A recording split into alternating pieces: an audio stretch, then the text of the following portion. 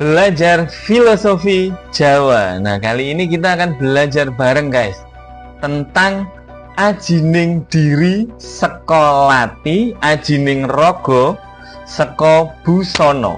Artinya apa? Artinya adalah harga diri seseorang, manusia Jawa ini, berasal dari perilakunya, bukan dari penampilan luar.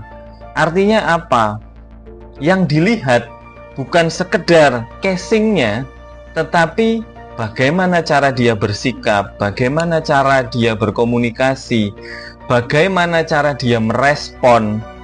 Jadi, attitude itu nomor satu.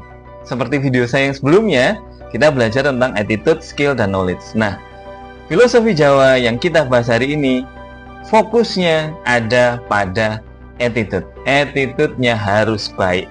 Oke? Adabnya harus baik.